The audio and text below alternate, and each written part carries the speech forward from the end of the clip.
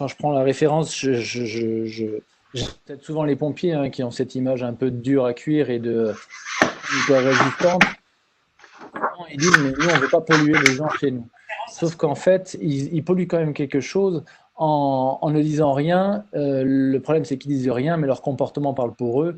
Et du coup, les gens qui sont en face d'eux, à défaut d'avoir la réalité de ce qu'ils vivent, vont avoir la confrontation fantasmatique de ce que eux se représentent.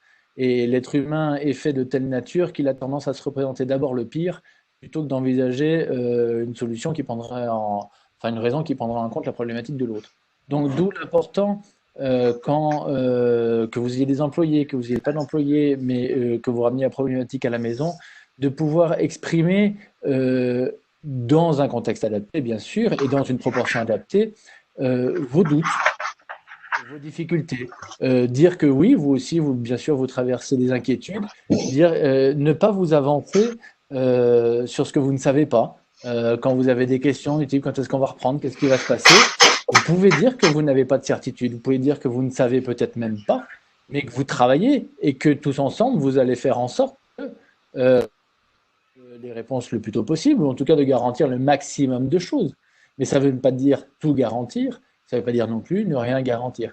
Et c'est en ça où je faisais ce parallèle avec l'organisation de la famille, c'est que, notamment quand on a des enfants, il faut évidemment diriger le bateau, mais il faut aussi pouvoir faire preuve à l'ensemble du reste de la famille, dans le dialogue et dans le discours, de ce qu'on ne sait pas, partager ce qu'on ne sait pas, et peut-être dire aussi que nous aussi, bah, on s'inquiète, mais que de la place d'adulte, on ne s'inquiète pas de la même place que de l'enfant.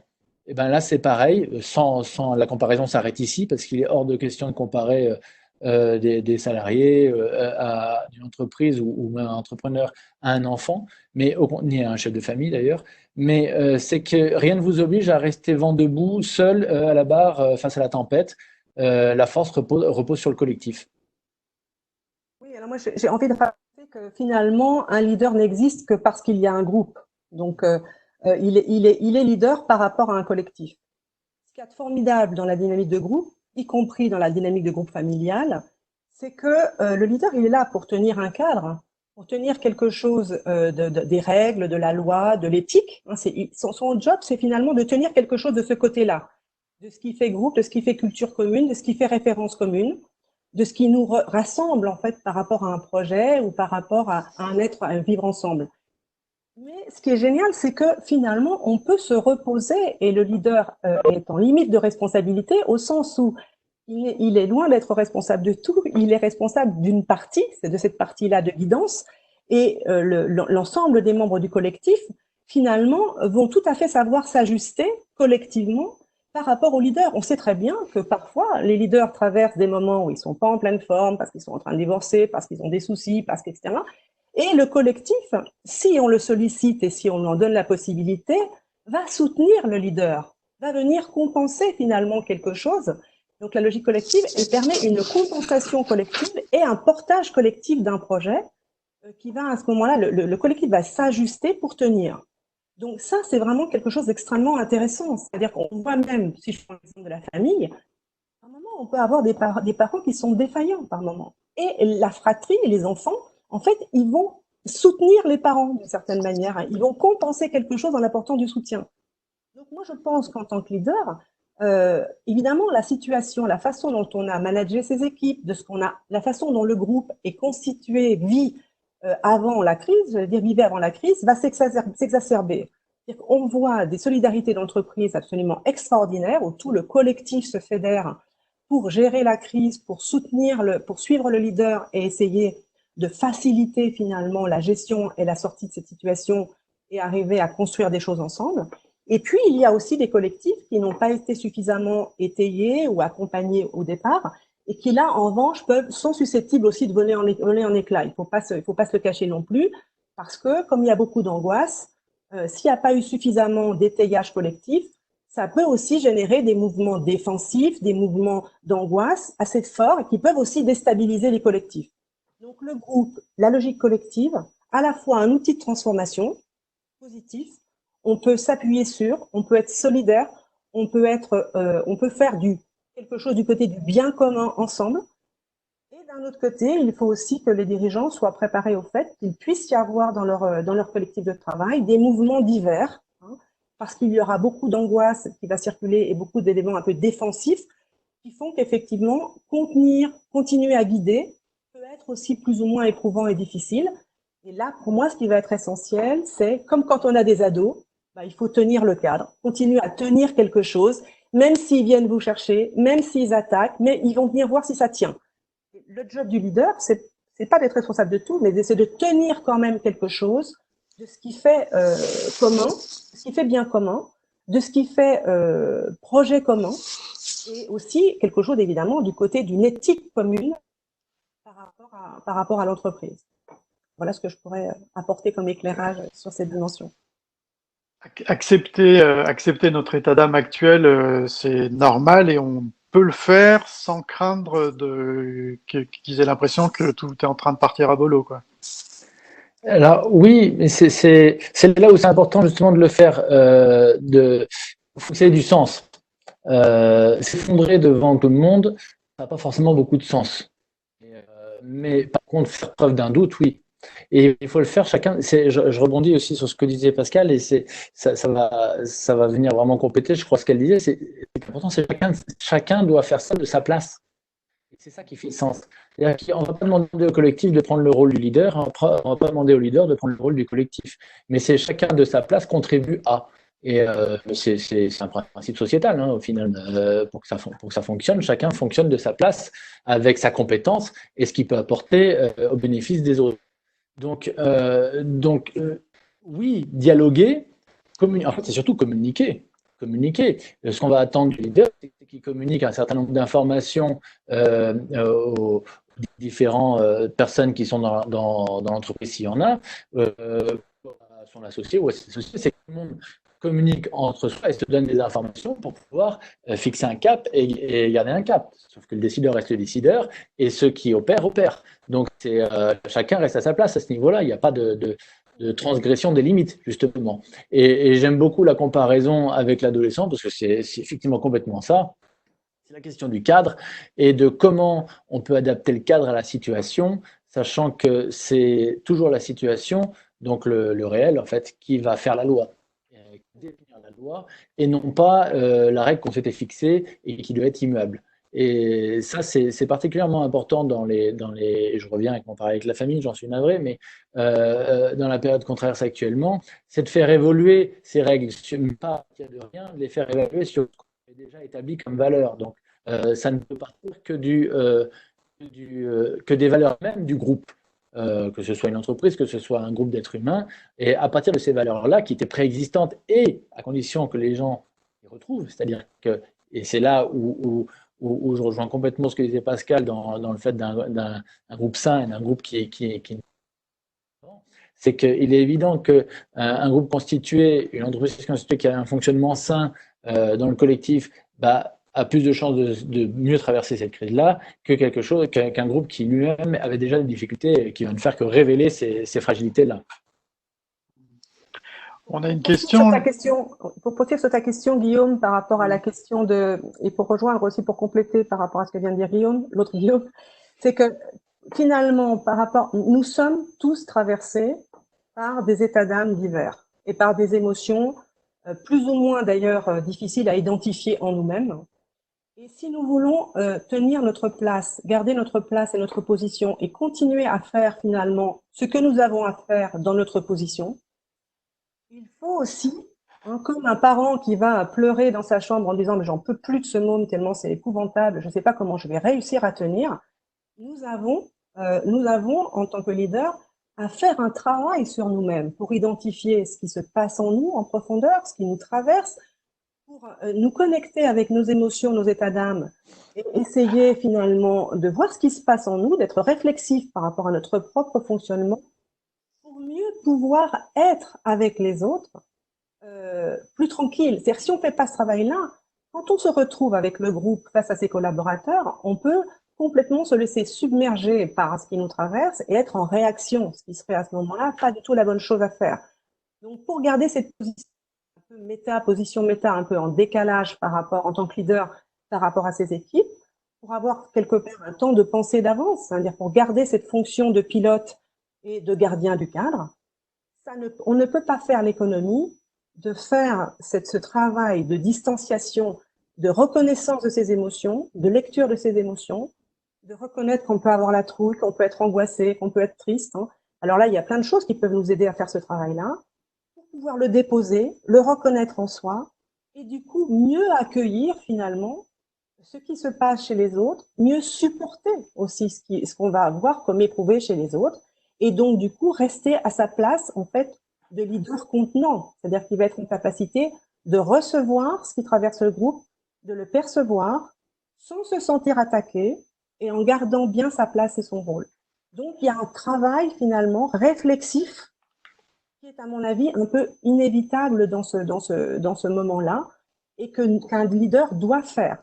Alors évidemment, c'est parfois très difficile, d'où le fait que pour moi, c'est absolument essentiel que des associations comme Second Souffle, d'autres, des groupes de pairs en tant que dirigeants puissent travailler ensemble pour partager en tant que leader à leur niveau justement leurs angoisses, leurs inquiétudes, etc.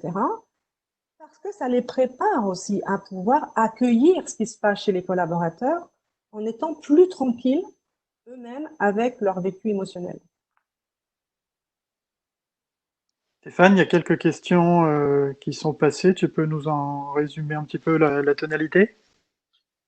Oui, il y a pas mal de questions qui passent. Alors, notamment, il y avait une question sur le contexte actuel. Est-ce qu'il faut mieux être rassurant avec ses collaborateurs, même si on n'y croit pas, ou réaliste par rapport à ce qui est vécu et peut-être aux difficultés réelles de l'entreprise? Moi, je dirais que, encore une fois, ça dépend de la situation et il faut prendre chaque situation au cas par cas, mais être rassurant pour être rassurant, c'est l'efficacité, surtout si l'entreprise est réellement. Je pense la manière la plus adaptée, c'est d'être réaliste, pas brut, pas brutal, mais de donner la réalité de là où on en est et de ce qu'on envisage de faire pour faire évoluer les choses. Une autre, Stéphane? Je regarde, parce qu'il y a pas mal de remarques aussi. Remarque, le leader doit continuer à faire un travail continu sur soi, c'est sûr. Oui, alors peut-être que je pourrais compléter par rapport à ce qu'a dit Guillaume sur l'authenticité. On ne peut pas se cacher non plus. Moi, j'ai eu la situation la semaine dernière d'une entrepreneuse au téléphone qui me disait finalement, on va arrêter parce que je ne crois plus en mon modèle économique. Et elle dit ça en ce moment dans ce contexte. Oui, ça arrive aussi, c'est-à-dire que on peut se retrouver aussi dans une situation en ce moment où l'entreprise va mal et où finalement il y a un endroit où on pense qu'on ne va pas pouvoir traverser cette crise et qu'on ne va pas pouvoir la dépasser et qu'on ne va pas pouvoir sortir indemne parce qu'il y a un endroit où soit on n'a plus le désir de porter ce projet, on n'y arrive plus, soit parce qu'on ne croit plus dans ce projet et que finalement la situation économique est telle que on va peut-être devoir arrêter. C'est important que ce sujet ne soit pas tabou. C'est-à-dire que finalement, il est possible que des entreprises soient en situation d'en rester là. Ce sont des projets qu'on a construits, dans lesquels on a mis énormément d'affect, énormément d'énergie, mais parfois un projet, il peut être temps de l'arrêter. Et pourquoi pas? La question, ça va être comment on va jusqu'à la question de la fin.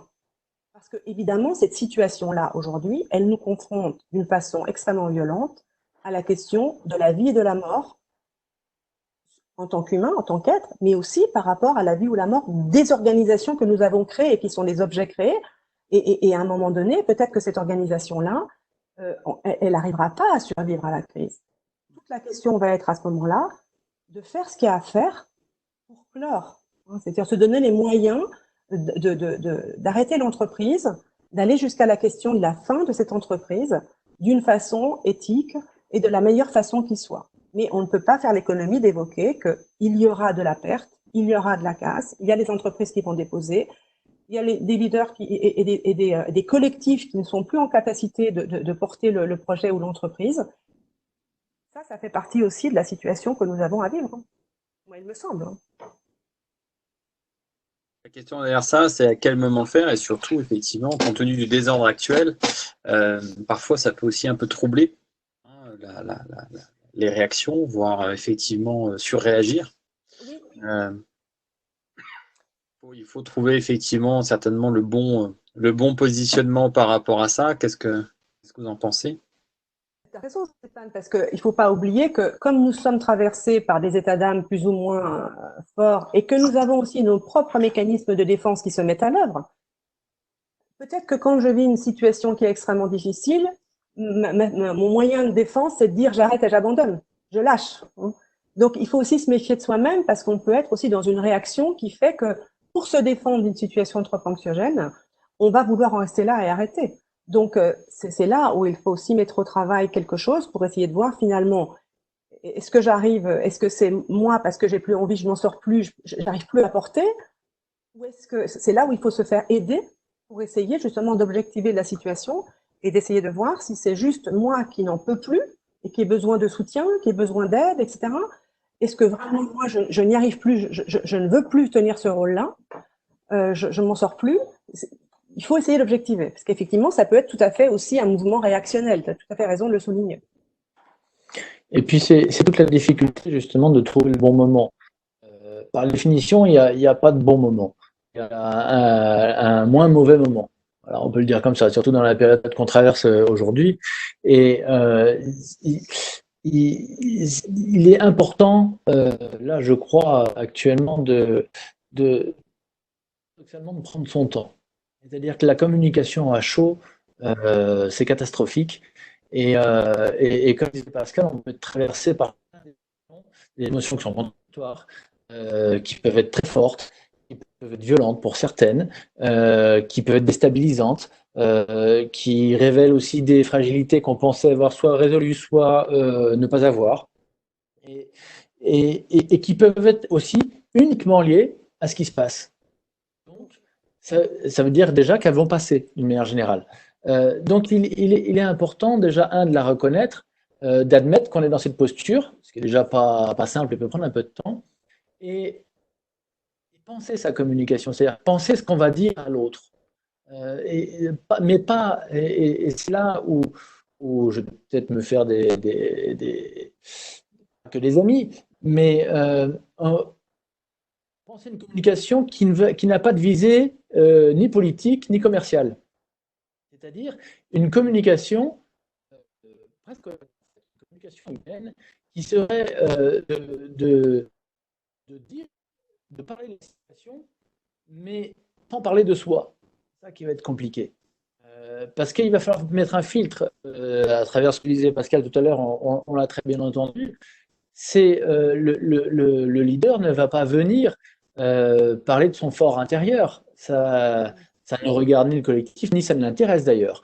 Mais par contre, il peut parler de son interrogation, de son questionnement en tant que leader. Et c'est ça qui est l'écart entre ça, c'est le temps qu'on va passer à discriminer ce qui nous appartient à soi, de la problématique, et ce qui relève de l'action que je peux mener. Et donc, le temps, il est très difficile à évaluer comme ça. On ne peut pas dire, il faudrait dire à J+1, J+2, J+3. Non, c'est quand la personne le sent. Et pour ça, il faut qu'elle soit assez réceptive à ce qui peut se passer au sein de sa société, s'il y a du collectif, et en même temps de ce qu'elle traverse elle, ce qui peut nécessiter, soit de se faire aider par un groupe de pairs. Moi, je crois beaucoup aux groupes de pairs d'une manière générale, qui sont en général beaucoup plus aidants que n'importe lequel des thérapeutes.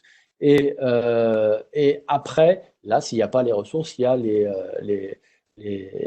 thérapeutes ou différents conseillers qui peuvent être aidants. Moi, ce que je me disais, c'est que finalement, dans cette situation qui nous confronte très fortement à nous-mêmes et à notre capacité à faire avec les situations difficiles ou éprouvantes, ce qui est important peut-être, c'est d'essayer de se dire finalement, quand j'ai vécu depuis ma naissance, dans tout ce que j'ai traversé en tant qu'être humain, nous avons tous eu des choses éprouvantes, difficiles, qui nous ont impactés et que nous avons dû dépasser. Et ce qui est intéressant, c'est d'essayer d'identifier et de reconscientiser finalement la façon dont je me suis défendue de situations qui étaient trop difficiles, et aussi quelles ressources je suis allée chercher et qu'est-ce que j'ai trouvé comme type de ressources en moi pour dépasser des difficultés. Nous avons tous des formes de résilience finalement par rapport aux douleurs, aux blessures, aux traumatismes que nous avons traversés dans nos vies.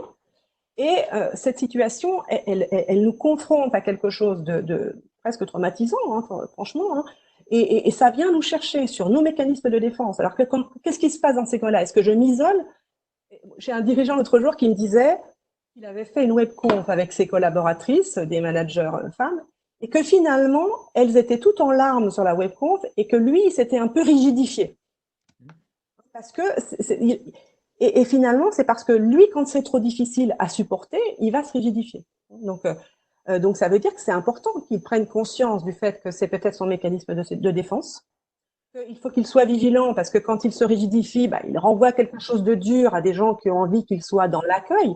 Donc, si on identifie ça, ça veut dire qu'après, on peut dire, voilà, moi, attention, j'ai une tendance à faire ça quand je suis un peu dans le dur.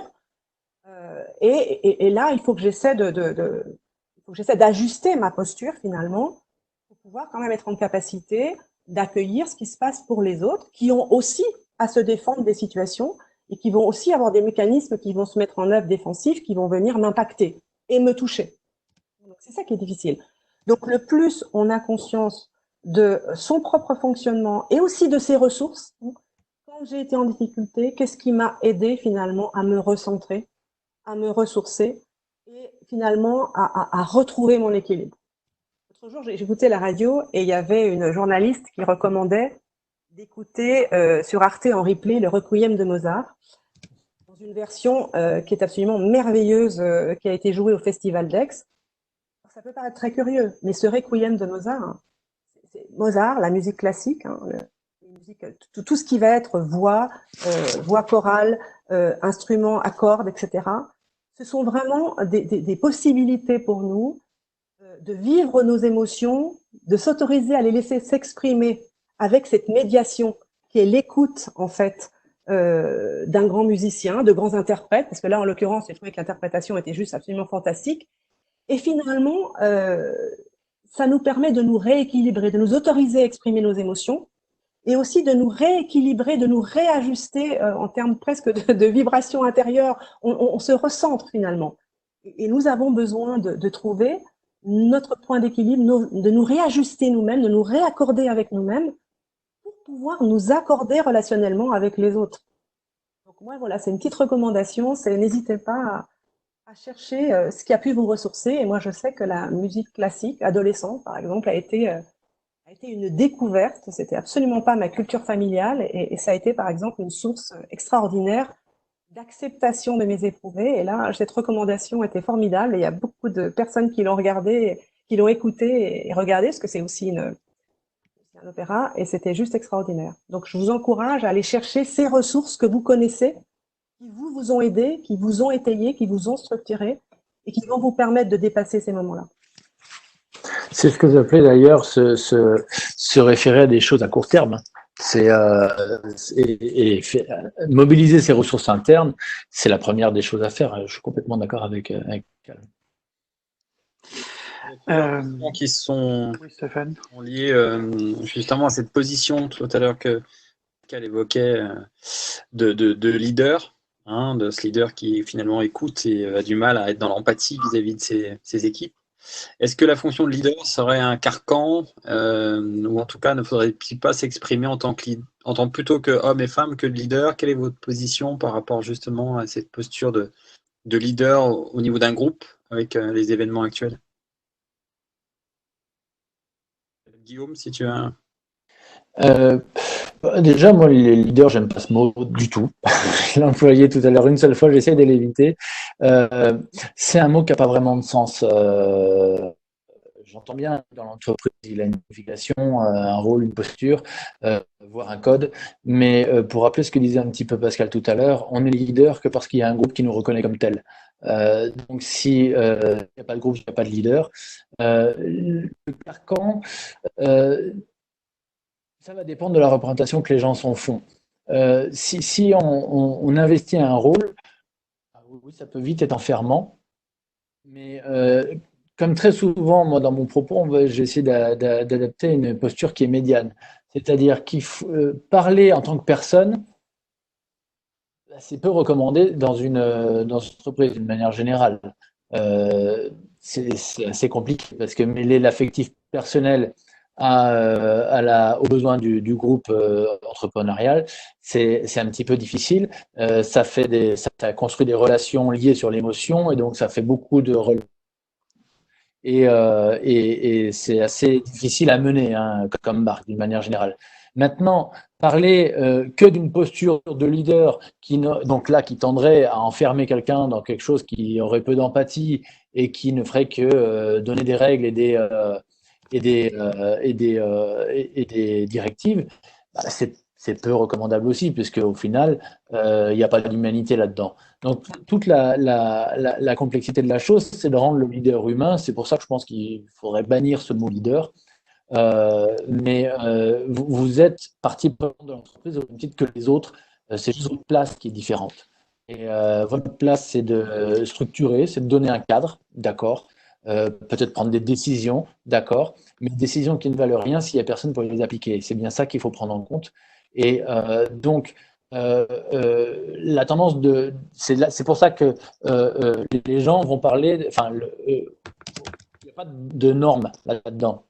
Parce que ça va venir aussi en fonction des caractéristiques personnelles de la personne. Il y en a qui vont se rigidifier, qui vont s'enfermer justement dans une espèce de carcan par défense, protection, parce qu'ils ne savent pas gérer, pas parce qu'ils sont incompétents, mais parce qu'ils n'ont pas appris à gérer ou qu'ils gèrent difficilement l'émotion de l'autre ou l'émotion des autres, et qui renvoient donc beaucoup de violence.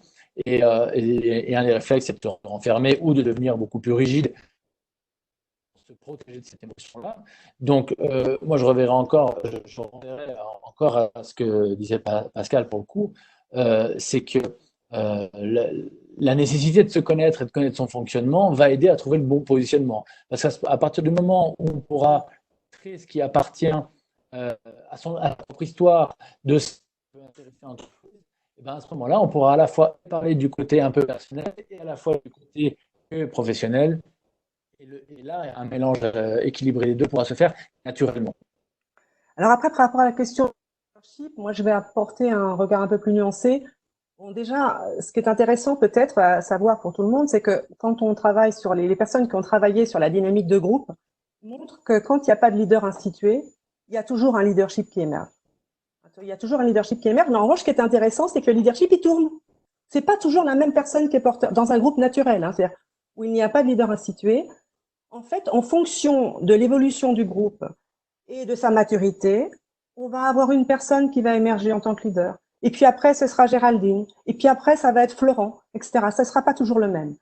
Dans une organisation, on peut avoir aussi ça, c'est-à-dire qu'on peut avoir des leaders qui émergent parmi les collaborateurs et qui vont être mieux disants que nous pour gérer certaines choses en situation de crise. Mais il n'empêche quand même que dans le cadre des organisations, nous avons une fonction de leader instituée avec des responsabilités. Nous sommes devant la loi responsables de ce que nous faisons et de ce que fait l'entreprise, de ce que fait le collectif, et on ne peut pas se démettre de cette responsabilité. Et c'est la position que nous avons choisie, c'est la place que nous occupons en tant que leader institué, et nous devons assumer des choses. Ça ne veut pas dire que nous ne pouvons pas dire à un moment donné, là, je ne m'en sors pas. Et toute la question, ça va être que le leader ne s'enferme pas dans sa position de leader institué seul, mais qu'il aille chercher la ressource chez ses N-1, ses managers. Il peut avoir des managers qui vont être brillantissimes. C'est comment on va chercher la complémentarité de compétences autour de soi, comment on va aller chercher de la ressource. L'enjeu, c'est la capacité du leader à reconnaître ses forces et ses limites et à aller chercher la ressource qui lui est nécessaire pour pouvoir traverser et vivre la situation en faisant le job. Mais faire le job, parfois, c'est pas forcément le faire soi-même complètement. Ça peut être aller chercher de la complémentarité de compétences pour pallier à un endroit où je n'y arrive pas. Et c'est là où ça rejoint la question de mieux se connaître. C'est-à-dire que si à un moment donné, je ne sais pas faire ça, moi, c'est pour ça que savoir quelles sont ses forces et ses faiblesses, c'est particulièrement important dans ces moments-là. Moi, je sais que dans certaines situations, voilà, avoir travaillé sur la vision, etc., me projeter, ça va être facile. Mettre en œuvre le plan d'action sur le court terme, parfois, je sais que je suis résistante. Donc, j'ai besoin de m'allier sur un de mes associés qui, lui, a cette capacité-là que moi, je n'ai pas toujours. Parce que je sais que là, je vais résister, là où lui ne résiste pas. Donc là, comment on va aussi activer les complémentarités de compétences. On ne résiste pas aux mêmes endroits les uns les autres.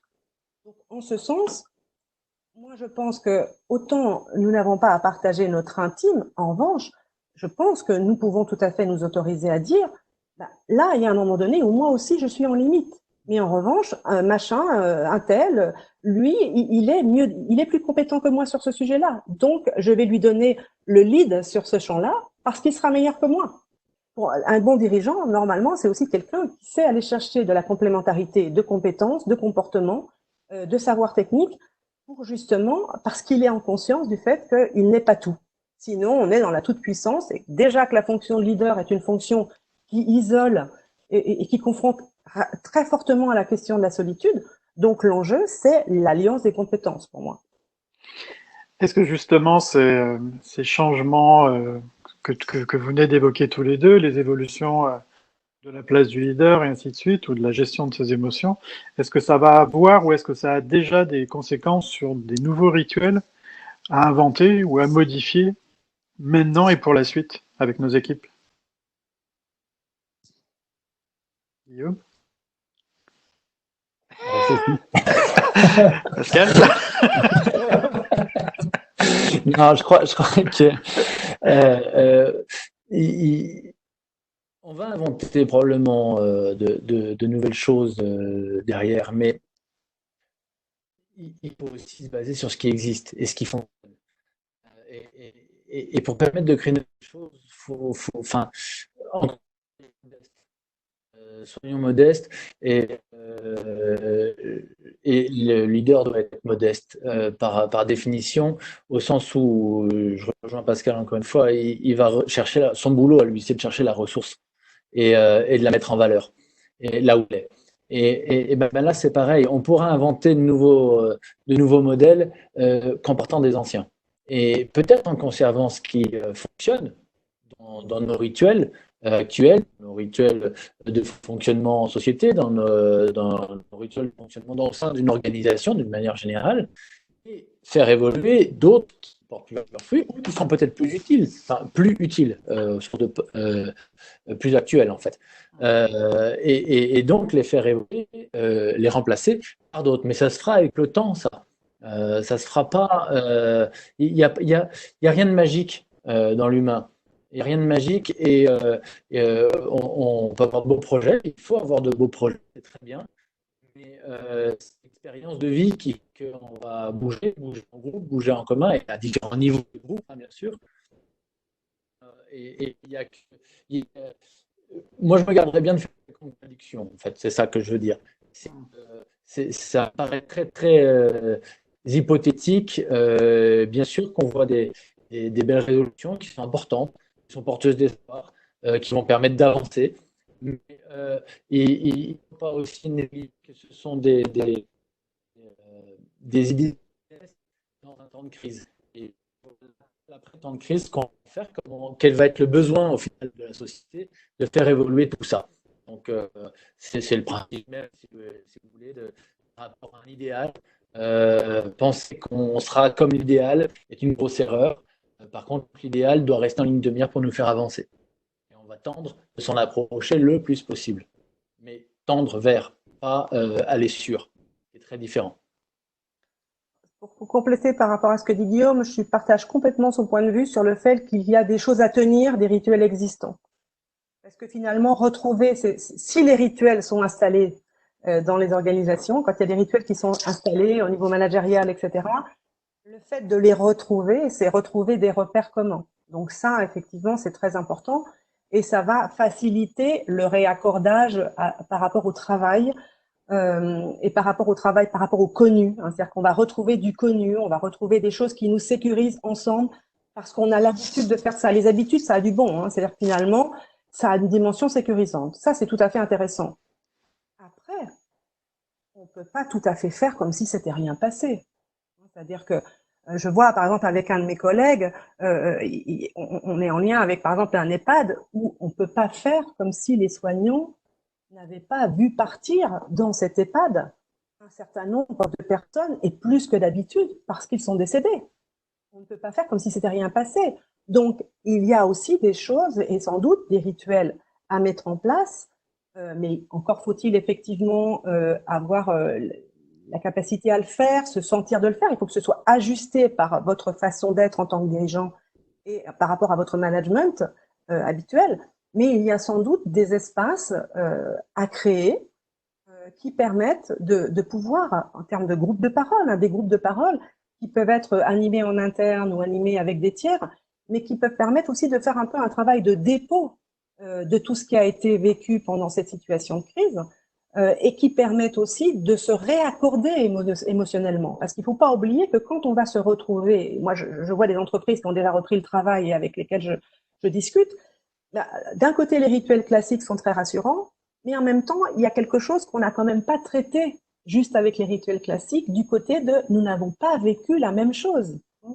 Entre ceux qui étaient en télétravail, ceux qui ont continué à travailler sur les lignes de prod, ceux qui vivent avec un jardin, le confinement, ceux qui vivent, etc. Donc, quand les personnes vont se retrouver ensemble, elles auront des vécus physiques, émotionnels qui n'auront pas du tout été les mêmes et il va falloir refaire goût. Il va falloir se retrouver en tant que collectif de travail au plan émotionnel et ça ne va pas de soi. Donc pour moi, ce serait vraiment intéressant que dans les entreprises, on puisse aussi se saisir, créer des espaces et se saisir quand même de co-créer, inventer ou mettre en place des rituels qui vont permettre, pour ceux qui le souhaitent, en laissant une liberté évidemment aux personnes d'y aller ou pas, de s'y associer ou pas, mais une possibilité de pouvoir faire ce travail de réaccordage émotionnel, de partager comment on a vécu le confinement, de partager aussi comment on vit le fait de se remettre au travail. Il y a des personnes pour lesquelles ça va être une reprise, d'autres pour lesquelles ça n'a jamais cessé. C'est-à-dire que dans une même entreprise, on peut avoir des vécus extrêmement différents. Et donc, il y a aussi énormément de fantasmes. Je le vois là, je discutais avec une DRH qui me disait que les personnes qui sont en production en ce moment fantasment complètement sur le télétravail, c'est génial, eux ils sont tranquilles et nous on est dans l'usine. C'est pas si simple que ça. Mais donc, comment on va partager ça? Donc là, ben voilà, elle a décidé de mettre en place une petite enquête, elle va faire un travail de communication interne pour essayer justement de faire voler un petit peu ces fantasmes et de ramener du réel, de la réalité de chacun, que chacun puisse partager sa réalité et qu'on puisse, comme un ensemble d'instruments en orchestre, il va falloir se réaccorder émotionnellement et tenir compte du réel de l'autre qui n'est pas le même que mon réel à moi. L'éprouvé de l'un n'est pas... Voilà. Et donc là, c'est comment on refait groupe. Donc, pour ceux qui connaissent un peu toutes les questions d'inclusion dans un groupe, ben là, il va falloir se réinclure dans un groupe, sachant qu'on aura été quand même... c'est pas des vacances, là, ce qui se passe. Hein. Donc, ça veut dire qu'il va falloir refaire groupe avec des choses qui ont été difficiles et plus ou moins éprouvantes. Stéphane, un petit tour de questions ou de remarques? Il y a pas mal de questions et de remarques. Moi, j'avais une question. On parle pas mal un peu du up and down du moral, en tout cas, fait que ça aille bien un jour ou moins bien le lendemain. Par rapport à ça, est-ce que vous avez, vous deux, des trucs, astuces, ou je sais pas, ou une façon d'accepter cette situation-là? J'ai pas tout à fait entendu, moi, en fait. Tu n'as pas entendu, Pascal? Non. Tu peux reformuler, s'il te plaît. Oui, alors j'ai eu plusieurs remarques sur effectivement le fait qu'il y ait des up and down au niveau du moral, de son état psychique, surtout, entre autres pour ceux qui sont confinés. Est-ce que par rapport à ça, vous auriez des trucs, astuces ou des postures à prendre sur ce qui arrive? Alors, déjà, la première des choses, c'est que c'est normal. C'est normal d'être traversé par des états d'âme, c'est normal d'être traversé par, comme on disait tout à l'heure, par des émotions qui peuvent être contradictoires et peut-être qu'on n'a jamais éprouvé jusque-là, qui sont plus fortes que d'habitude. Ça peut être normal de se lever un jour avec la pêche et de se lever le lendemain, au contraire, avec le moral dans les chaussettes, ou dans la même journée, passer d'une humeur à l'autre, dans une proportion évidemment qui reste somme toute assez raisonnable, au sens où ça n'envahit pas toute votre vie. Mais il est normal de se poser des questions, il est normal de se sentir un peu plus anxieux que d'habitude, plus inquiet. Évidemment, on traverse une situation qui est sérieuse, et donc il y aura des mouvements d'humeur, que c'est signe en fait que vous êtes en train d'essayer de vous adapter à une situation, ni plus ni moins que le processus d'adaptation. Donc ça fait varier les humeurs. Alors pour gérer ça, il y a plusieurs techniques qui existent. Une qui est assez éprouvée, c'est toutes les techniques de respiration, hein, quel que soit la technique particulière. Je vais en donner quelques-unes, mais sans qu'il y ait d'ordre de préférence, mais ni d'efficacité d'ailleurs. Il y a tout ce qui est méditation en pleine conscience, il y a tout ce qui est relaxation pure, c'est-à-dire tout exercice de sophrologie par exemple, la respiration ventrale toute bête va vous permettre de gérer un certain nombre de choses. Il y a après, de manière un peu plus poussée, l'auto-hypnose. Mais il y a plein de techniques, et puis c'est des techniques qui sont très actuelles, donc vous allez trouver plein de choses sur Internet en faisant un petit tri quand même au début, parce qu'il y a des choses un peu hallucinantes, mais il y a plein de gens qui ont fait dessus, et vous trouverez de la documentation assez facilement autour de ça, et des exercices très simples à mettre en œuvre assez facilement à distance. Donc voilà, moi je conseille aussi beaucoup aux gens on parlait de rituel tout à l'heure, de garder leur rituel du quotidien, pour peu qu'on ait une vie réglée avant, d'accord? Et évidemment que si on parle de quelqu'un qui a des horaires de travail très dissolus, par exemple, ça va être beaucoup plus compliqué de garder un rythme. Mais pour la majeure partie des gens, ils ont un rythme, quel qu'il soit. Donc c'est de conserver des heures de lever et de coucher réguliers, et c'est des conseils de santé publique simples en fait, hein. Maintenir une activité physique, pas forcément sportive, mais physique, régulière. De profiter peut-être de ce temps qu'on a un peu plus pour se faire à manger, prendre du temps pour faire à manger avec les autres aussi. C'est des rituels qui sont simples, qui vont permettre de mieux gérer un petit peu ses humeurs. Mais la première, c'est vraiment d'accepter d'être traversé par ces humeurs-là, et de les vivre. De les vivre. Sachant que le principe, c'est que c'est comme une vague. La vague, elle va passer et elle passera quoi que vous fassiez. Elle aura toujours plus d'énergie que vous. Donc, plus vous résistez, plus vous allez créer une force résistante d'énergie, et plus ça va être difficile à prendre. Plus vous allez dans son sens, et plus ça passera vite en fait. Donc, accepter d'être de mauvaise humeur, accepter qu'on nous dise qu'on soit de mauvaise humeur, accepter qu'on nous dise, qu'on nous renvoie qu'on n'est pas agréable en ce moment. C'est peut-être pas juste l'autre qui veut nous faire un reproche, c'est simplement le reflet de la réalité. Et puis vous avez le droit d'être de mauvaise humeur ou pas bien pendant un temps. Le tout, c'est justement de l'identifier, de l'accepter, et de pouvoir en parler avec la personne qui partage votre vie, si c'est le cas, de pouvoir dire, bah ouais, effectivement, là, je suis pas très bien. Pas très bien, ce qui va lui donner les billes à cette personne-là, justement, vous connaissant normalement, elle saura comment se positionner, et elle n'aura pas à fantasmer un certain nombre d'autres choses. Alors, je partage totalement ce que vient d'exprimer Guillaume. Pour moi, avoir des états d'âme, c'est plutôt un signe de bonne santé. Ça veut dire que vous êtes bien vivant. C'est juste inévitable finalement d'être traversé par énormément d'états d'âme et de mouvements. Alors évidemment, ils peuvent être plus ou moins éprouvants ou difficiles, ou même parfois douloureux, selon notre histoire personnelle, selon nos vécus antérieurs, selon des situations ou des contextes que nous avons déjà pu traverser et qui ont été difficiles à traverser. Donc nous ne sommes pas tous égaux actuellement par rapport à la façon de gérer émotionnellement cette situation de crise. Après, du point de vue effectivement de notre santé au sens global, physique et psychique, je partage complètement tout ce que vient d'exprimer Guillaume du côté des techniques, des outils qui permettent d'être connectés, ou en tout cas d'arriver à identifier finalement, à reconnaître ce que j'éprouve. Parce que les dirigeants, les responsabilités collectives sont souvent habitués à beaucoup se contenir, à beaucoup finalement mettre de côté leurs éprouvés, leurs émotions pour tenir quelque chose du cadre avec le collectif. Et finalement, peut-être que ce qui est difficile en ce moment pour un dirigeant, c'est d'être au plus près de ses éprouvés profonds.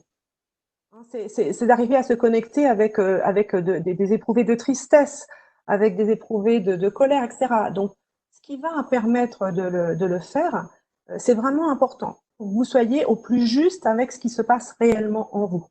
Donc, les outils, la méditation, etc. Il y a beaucoup de dirigeants qui pratiquent la méditation, mais la méditation, par exemple, parfois, ça peut être trop difficile en ce moment si on est trop perturbé et brassé par beaucoup de choses. Donc, il peut y avoir à déposer peut-être d'abord des choses plus mentalisées. L'écriture reste un excellent outil. Moi, je vous encourage à écrire pour vous-même tout ce qui vous traverse, vos inquiétudes, etc., à déposer, à faire un travail de dépôt. Le plus on se débarrasse de ce qui nous traverse, de nos états d'âme, etc., le plus on va arriver à justement déposer ce qui est plus du côté du mentalisé et à mieux reconnaître en soi les émotions profondes, les éprouvés profonds. Et c'est en se reconnectant à cette sensibilité interne qu'on va pouvoir justement être plus juste avec soi-même. Et là, on arrive à dépasser. C'est à ce moment-là, on va réussir à dépasser Parce qu'en fait, les émotions, ça va, ça vient. C'est pour ça que moi, j'aime bien la question de la musique, parce que finalement, ça s'emporte, ça redescend. Et tout ça, c'est ce que nous vivons au niveau interne. Donc, finalement, le plus on arrive à reconnaître qu'on est dans ces mouvements-là, le plus, en fait, c'est traversé. Ça va, ça vient, ça se dépasse. Et le plus on arrive quand même à trouver une forme, je dirais pas de constance, parce qu'on en est souvent loin en ce moment, mais au moins à être plus tranquille avec le fait que c'est un peu le bazar en soi. Finalement, c'est un peu ça l'idée. Il y a des moments où je suis comme ça, mais bon, bah, c'est comme ça, et je me reconnais comme ça, et du coup, j'arrive plus facilement à m'ajuster. Merci. Stéphane, une ou deux questions pour finir cette intervention? Il y a beaucoup de réactions, hein, de réactions dans ce qui est écrit dans le groupe. Qu'est-ce que je pourrais donner comme... Alors on parle aussi pas mal effectivement des effets que peuvent avoir effectivement soit des départs de salariés ou des licenciements en cette période. Des effets que ça peut avoir sur... Est-ce que c'est quelque chose, notamment je pense à Guillaume, qui peut peut-être nous parler un petit peu de ça et dire ce que ça peut être les effets au niveau du collectif de départ de salariés en cette période? D'une manière générale, le départ de salarié est pas fort, peut avoir un impact sur le groupe. Et il est évident qu'en cette période-là, il peut revêtir un sens un peu exacerbé en termes d'émotions, c'est-à-dire soit du côté du dirigeant étant dans l'obligation de se séparer de certains de ses employés, et là ça va envoyer peut-être à la question de l'impuissance, c'est-à-dire j'ai pas pu sauver, j'ai pas pu jouer mon rôle au final. Sinon, si c'est parce que en fait, il faudrait savoir dans quel sens est entendu le mot départ. Parce que là, moi, je l'interprète. J'imagine qu'on ne parle pas de départ volontaire. Alors, je ne sais pas si la question était là-dessus, mais je pense qu'effectivement, aujourd'hui, on parle de départ un peu subi. En tout Donc, cas, le départ subi va renvoyer, à mon sens, beaucoup du côté de l'impuissance. Du côté de l'impuissance et va augmenter la notion de subir l'impression de subir une situation qui sera peut-être d'autant plus difficile, et elle peut en plus avoir peut-être mais là je vais parler plutôt sous le contrôle de Pascal qui à mon avis maîtrise mieux le sujet que moi, mais avoir peut-être un effet boule de neige sur le collectif du côté de la fantasmatique. C'est-à-dire, eh ben, voilà, il va en profiter pour se séparer des gens, soit parce qu'il ne l'aimait pas, soit parce qu'il a un peu trop ouvert sa bouche, soit parce qu'il manifestait un peu trop ou qu'il n'était pas d'accord. Et ça peut peut-être aussi avoir des effets un petit peu délétères là-dessus. C'est pour ça qu'encore une fois, il faut avoir une communication serrée et limpide autour de tout ce qui peut se passer et de ce qui est à venir. Alors, par rapport à ça, moi, j'ai envie de dire que par expérience, pour avoir accompagné des collaborateurs dans le cadre de fermeture de sites ou de licenciements, etc., je pense que la plupart du temps, on sous-estime la capacité de compréhension des personnes qui partent sur le fait qu'il puisse y avoir une logique entrepreneuriale au fait qu'à un moment donné, on ait à licencier ou à fermer un site. En revanche, ce qui va être central, c'est le fait de mettre des mots sur la question du départ. Il n'y a rien de pire qu'un départ en catimini. Il n'y a rien de pire pour l'équipe, pour ceux qui restent et pour ceux qui partent, de se retrouver face à des trous dans le groupe, des absences, des manques, des personnes qui ne sont plus là, et finalement, on ne sait pas pourquoi. Donc pour moi, ce qui est vraiment central, c'est d'apporter du symbolique, c'est-à-dire de nommer, de dire ce qui se passe et de dire, ben oui, là, on va pas pouvoir et il va falloir licencier. Et voilà. Et c'est comment on va communiquer aussi avec les personnes qui partent. Dire à un collaborateur qui part, ben, je ne peux pas te garder, nous ne pouvons pas te garder dans l'entreprise parce que il y a telle ou telle situation et que là, en fait, on est obligé effectivement d'un certain nombre de choses, ok? Et pouvoir reconnaître aussi, mais tu as fait du très bon travail. C'est pas dire pour dire, c'est reconnaître aussi la contribution qu'a eu la personne qui part, en fin de compte, à l'activité de l'entreprise. Les mots qu'on prononce quand quelqu'un part, la façon dont on va communiquer avec lui en tant que dirigeant, mais aussi avec notre humanité, en tant qu'homme, ça, c'est quelque chose qui est fondamental. Et moi, je vois que quand c'est bien géré, cette question du départ, la plupart du temps, on voit que derrière les personnes, elles ont une capacité à rebondir. Moi, parfois, ça m'a vraiment surpris de voir la capacité à rebondir de personnes qui perdaient leur emploi. Et elles sont parties tranquilles, j'allais dire, parce qu'on les a reconnues dans ce qu'elles ont apporté à l'entreprise. On les a reconnues dans leur contribution, dans leurs compétences, dans leur faire groupe avec les autres.